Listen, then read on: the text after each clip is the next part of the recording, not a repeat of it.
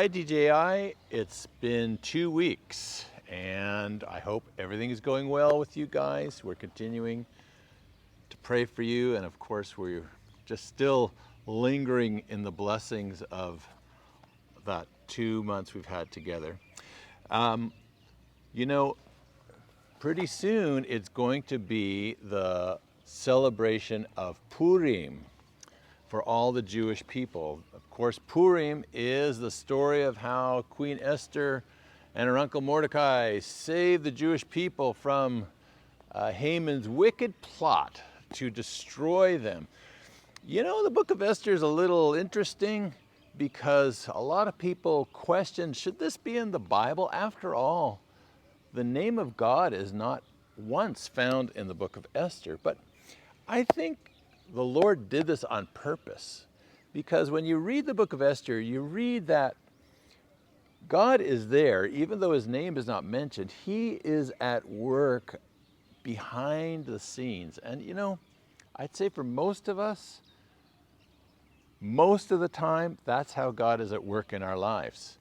He's working behind the scenes. It's not necessarily the big miracle and the thundering voice from the top of the mountain, but it's the subtle little whispers. It just so happens that continue on in our life as somehow miraculously God moves all these connections, all these circumstances, all these people and places in our lives to lead us into his will. That's kind of how we walk by faith, trusting that he is always there even when we don't see him, even though we don't hear the voice calling to us from the top of the mountain. But one of the key, perhaps the key passage in the book of Esther is when her uncle confronts her with her duty as a Jewish person to go before the king on behalf of the nation.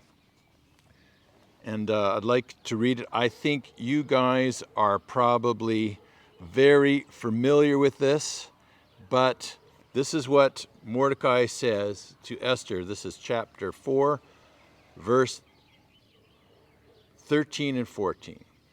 Then Mordecai said, "Do not imagine that you in the king's palace can escape any more than all the Jews. For if you remain silent at this time, relief and deliverance will arise for the Jews from another place, and you and your father's house will perish. And who knows whether you have not attained royalty for such a time as this." I think all of us can relate a little bit to this. The who knows, maybe you are the one God is calling to do something, and you're the only person in the world who can do it. And perhaps you're the one that God is calling, and he has put you in that place, in that circumstance, and equipped you for that special time, such a time as this. So I want to encourage you as you're walking out this discipleship journey, wherever you are. God is at work in your life. He is arranging the circumstances, the connections, the relationships to bring you into a place where he's calling you to do what he has put in your heart, and he has arranged and gifted, and all the experiences you've gone through, and especially all you learned at DJI, for such a time as this. Mordecai says, who knows? I'm saying, I'm pretty sure I know you've been called for such a time as this. God bless you. We love you, and keep pressing in to know the Lord. Amen.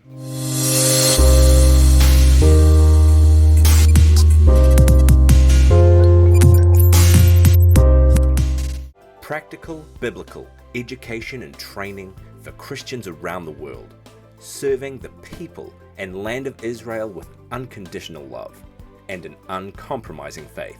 Please make your donation today. Your monthly gift is a commitment with us in blessing Israel, blessing God. The Aliyah Return Centre.